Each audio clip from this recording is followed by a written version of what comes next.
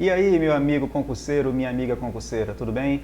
Meu nome é Iane Gentil, vou ser o professor de vocês nessa disciplina de Direito Administrativo para que você possa gabaritar essa disciplina e ajudar a garantir a sua vaga no tão desejado cargo público. Eu sou servidor federal, turma, há mais de 5 anos, fora outros cargos públicos que eu já tenho na bagagem. Aprovado em mais de 12 concursos, alguns deles em primeiro lugar, aprovado em concursos federais, estaduais, municipais e por aí vai. Então eu tenho uma vasta experiência, vamos dizer assim, na área de concurso público e quero ajudar você a conquistar o seu tão sonhado cargo público. Essa iniciativa, pessoal, é uma iniciativa pessoal em que eu vou fornecer aulas gratuitas para vocês em algumas disciplinas, tá?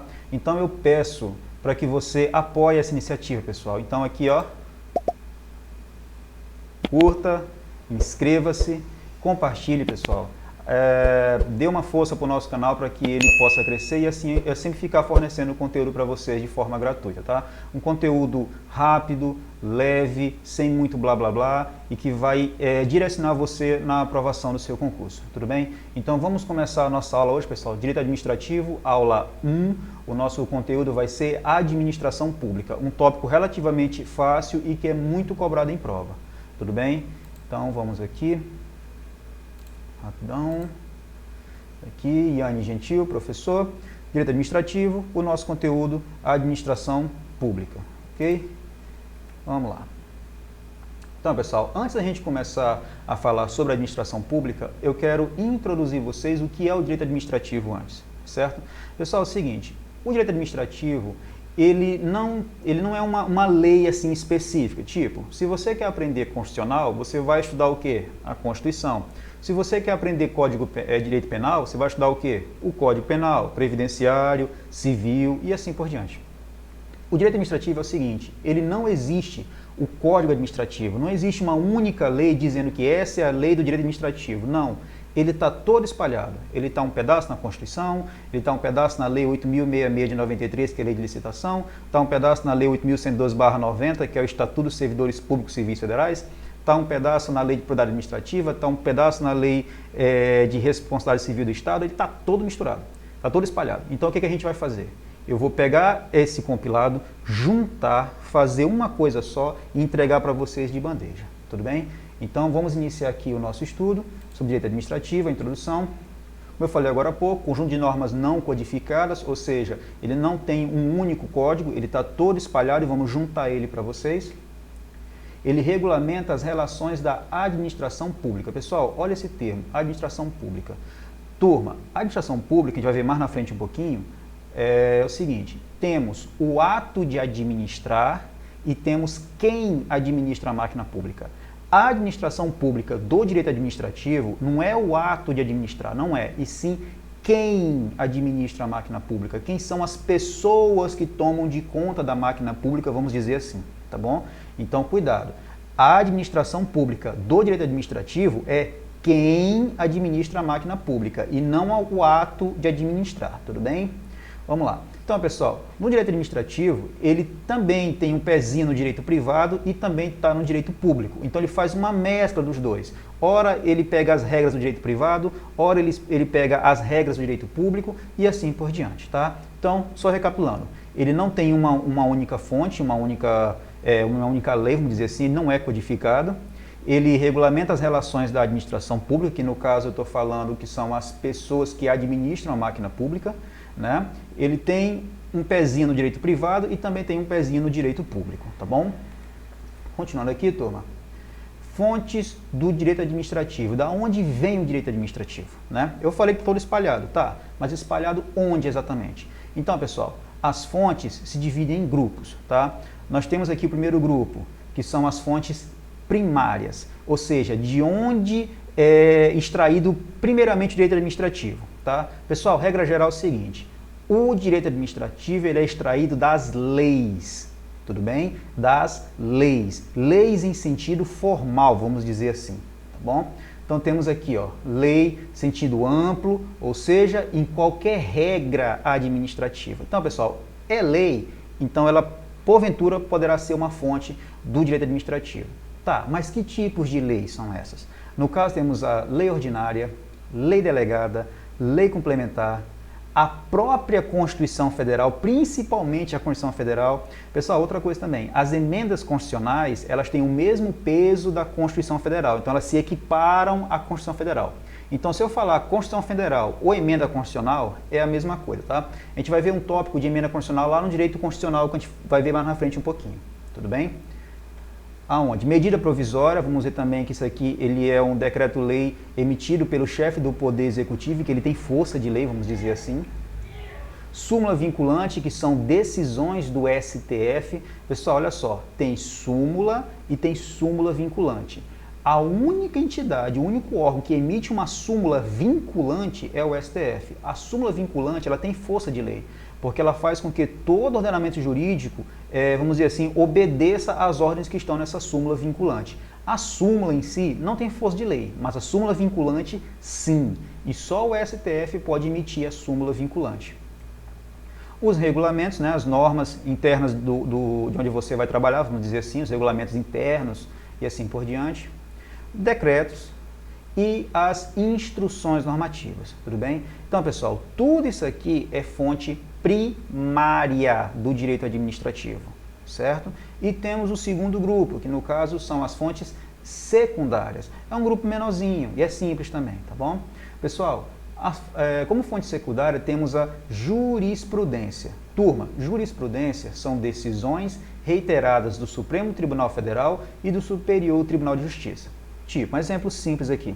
Vamos supor que apareceu um caso que nunca foi julgado antes e de repente cai nas mãos lá do STF ou do STJ e eles julgam esse caso. Como ele nunca foi julgado antes e ele foi julgado agora por um desses órgãos, órgão do Poder Judiciário, isso gerou o quê? Uma jurisprudência, ou seja, os outros órgãos do Poder Judiciário podem utilizar dessa forma de julgamento para julgar igual ou parecido, tudo bem? O nome disso é jurisprudência e ela é a fonte secundária do direito administrativo. Tratados internacionais, a doutrina, pessoal, a doutrina é muito fácil também. Quando você vai fazer uma faculdade de Direito, você vai ter que ler muito livro, muito livro. Você vai ler Geri Lopes Meireles, você vai ler da Maria Célia de Pietro, e assim por diante, José Afonso da Silva, tem muitos livros de direito. E esse pessoal que estuda o direito e escreve livros são chamados de doutrinadores. Então é muito comum os órgãos do Poder Judiciário, os juízes, os tribunais, pegarem algumas informações da doutrina, desses livros, dos estudiosos de direito, e aplicar no caso concreto, tá bom? Então a doutrina é uma fonte secundária do direito administrativo. E também os princípios gerais do direito, tá bom? Então, pessoal, essas são as fontes secundárias. E, por último, temos as fontes indiretas, tudo bem? É só uma, que no caso é os costumes, que são regras não escritas. Ah, mas o que vem a ser um costume? Fácil, bem simples. Ó, um exemplo aqui prático. Imagine aqui que, por exemplo, minha cidade, é um exemplo só. A minha cidade é Santa Inês, Maranhão, pequenininha, 100 mil habitantes. Uma cidade muito boa de morar, diga de passagem, tá bom? Então, pessoal, vamos supor que aqui na minha cidade, é um exemplo, claro, temos aqui o transporte intermunicipal, né, o famoso coletivo, e vamos supor que seja costume dos coletivos da cidade não cobrar a passagem dos idosos. O motorista está lá no ônibus, vê um idoso e fala, ah, um idoso está na parada, eu não vou cobrar dele, é um costume aqui da cidade. Tá? Então são regras que não estão escritas, mas que as pessoas seguem. De repente, essas regras que não estão escritas, alguém fala assim, peraí, vamos fazer uma lei disso para ficar logo bonitinho? Então, pessoal, nesse caso, os costumes, ele é uma fonte indireta do direito administrativo. Tem banca que fala o seguinte, ele joga o costume como fonte secundária também. Tá? Se você observar aqui, ó, o costume é uma fonte indireta, mas tem banca que pega o costume e joga na fonte secundária. E agora, o que eu faço? Muito fácil. Se a banca falar assim, é correto afirmar que o costume é uma fonte secundária. Certo, tranquilo. É correto afirmar que o costume é uma fonte indireta. Certo também, tranquilo. O que a banca não pode fazer é dizer o seguinte, é correto afirmar, tá lá as opções. Os costumes são, tá lá, letra A, fonte secundária, letra B, fonte indireta. E agora, eu marco qual das duas?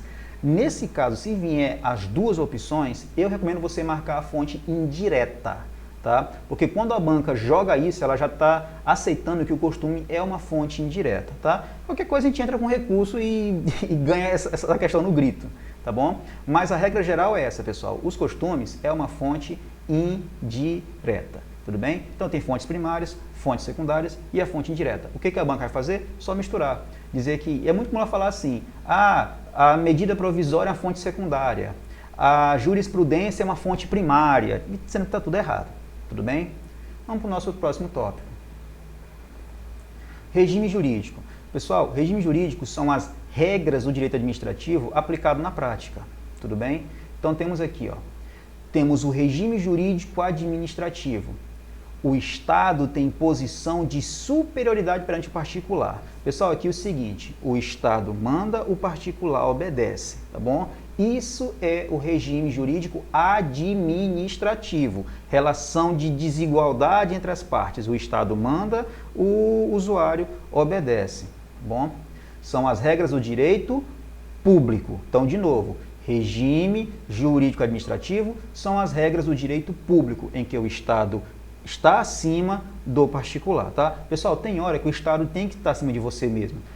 Fica alternando, às vezes o Estado está acima, às vezes o Estado está em pé de igualdade, tá? Mas na questão de prova, se falar em regime jurídico administrativo, são as regras do direito público, em que o Estado está acima do particular, tá bom? Já o regime jurídico da administração pública são as regras do direito privado, tá? Se refere a qualquer tipo de regramento, para falar a verdade. São as regras do direito público e do direito privado, tá bom?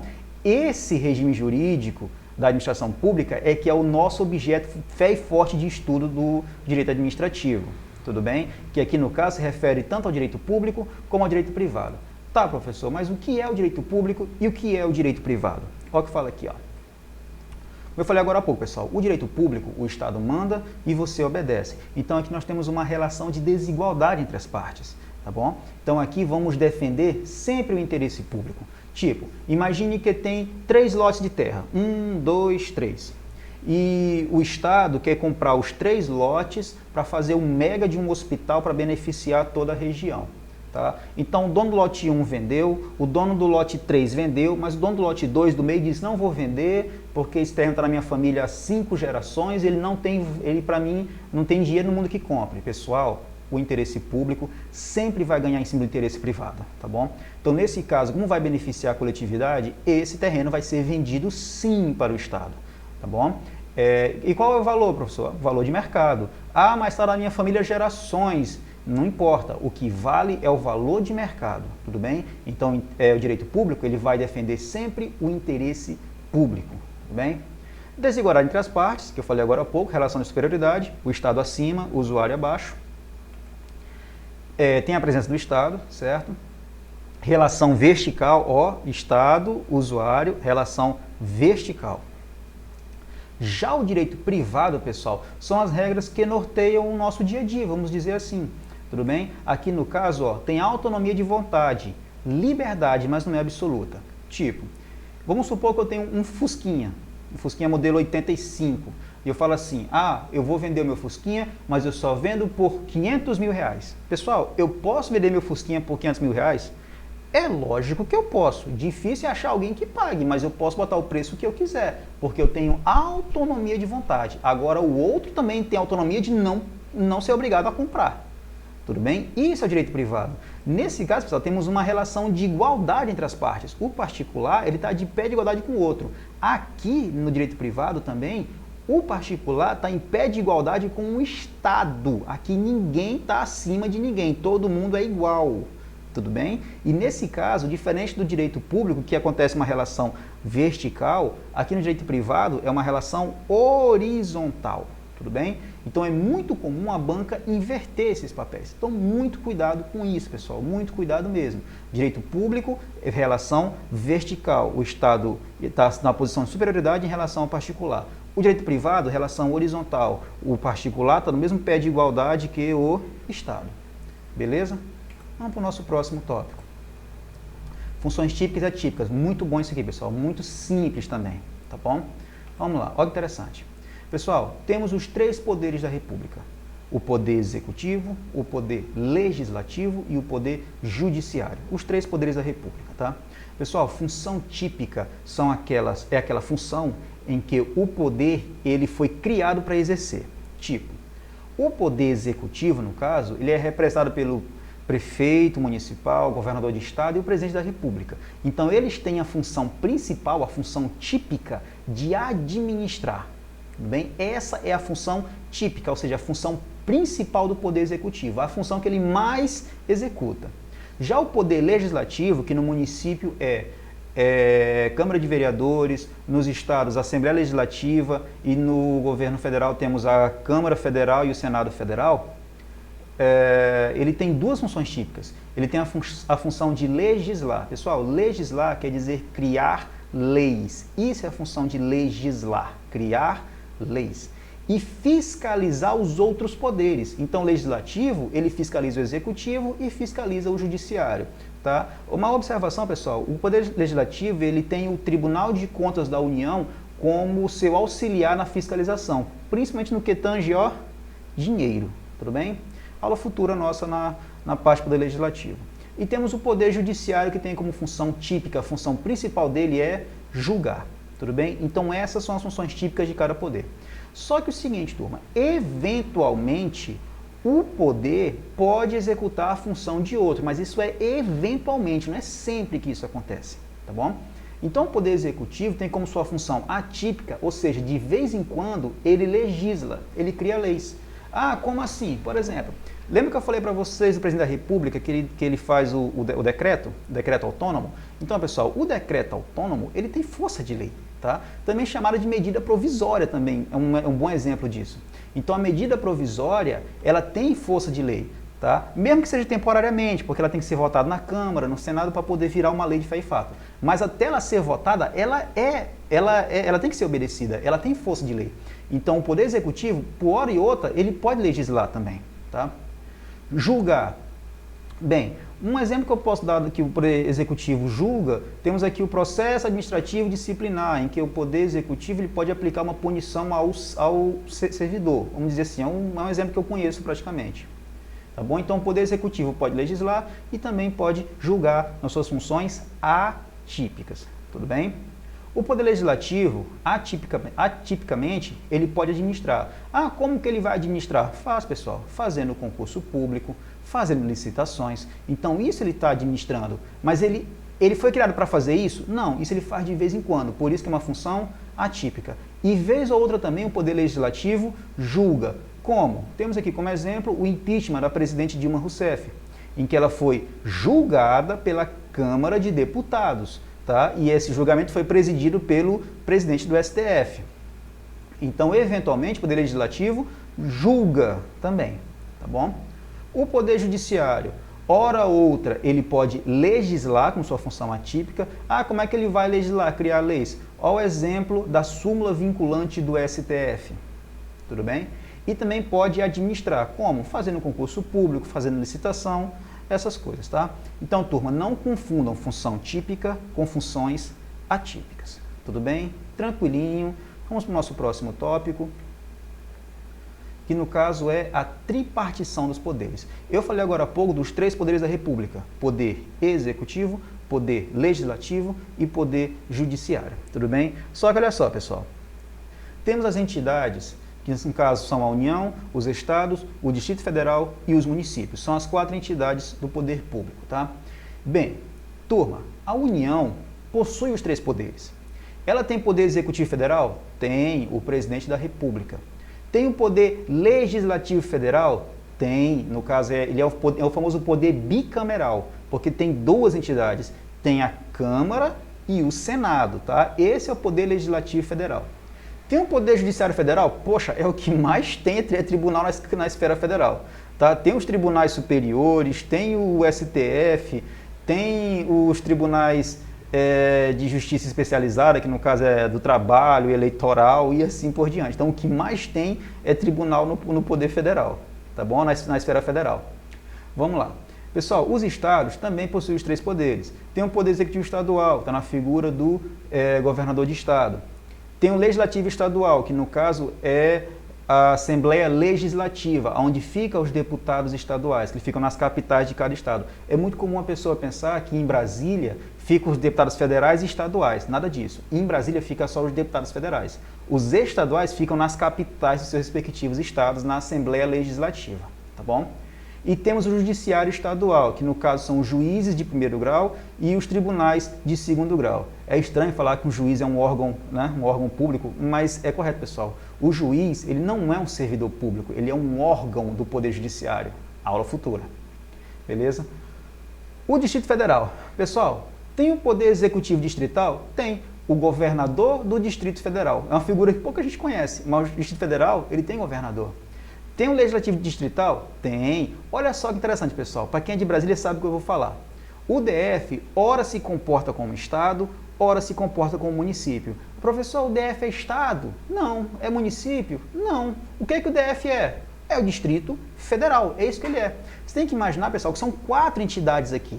Tá bom? A União, os estados, o Distrito Federal é uma entidade e os municípios é uma outra entidade. Tá bom? Então, o DF tem algumas coisas peculiaridades. Ele não é dividido em municípios, ele tem cidades, satélites, que é totalmente diferente de cidade. Ele tem um governador próprio, ele tem um poder legislativo próprio dele, tá bom? Mas como é que se chama o legislativo do DF? Ó, ele se comporta ora como município e ora como estado? Pois é. Nos municípios temos as câmaras de vereadores e nos estados temos a Assembleia Legislativa. Então pegou a Câmara do município e o Legislativo do estado e criou a Câmara Legislativa. Essa é o poder legislativo do Distrito Federal, a Câmara Legislativa. Olha que legal.